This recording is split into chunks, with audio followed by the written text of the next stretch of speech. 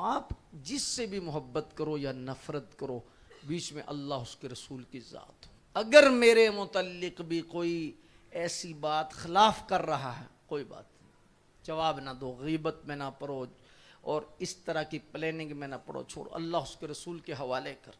اچھا یار، ایک مجھے بات بتائیے، ایک بندہ میرے خلاف ہو گیا ہے، قاری صاحب کے خلاف ہو گیا، علامہ صاحب کے خلاف ہو گیا، یا کسی ایک کے خلاف، ایسے ہی تو ہم کو نبی ہیں کہ آپ اس سے نفرت کر رہے ہیں؟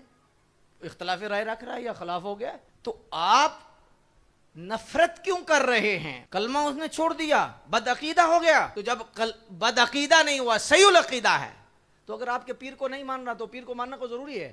حضرت ابن عربی رحمۃ اللہ تعالی علیہ، آپ کا وہ مشہور واقعہ کئی مرتبہ آپ نے سنا ہوگا، لیکن میں اشارتاً دوبارہ سمجھا دیتا ہوں آپ کو۔ حضرت ابن عربی کسی عالم دین سے ناراض ہو گئے۔ کیوں ناراض ہوئے؟ اس لیے کہ سنا کہ وہ میرے پیر صاحب کے خلاف ہے، تو ناراض ہو گئے۔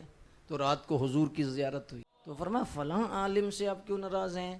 کہ حضور وہ میرے پیر کے خلاف ہے۔ تو فرمایا کہ اپنے پیر صاحب کی وجہ سے ان سے ناراض ہے، اور میری وجہ سے ان سے راضی کیوں نہیں ہوا؟ مجھ سے تو محبت کرتے ہیں نا، تو آپ کے پیر صاحب سے ہی نہیں نہ کرتے، تو پیر صاحب کی وجہ سے نفرت تم نے کر لی، میری وجہ سے محبت کیوں نہ کی؟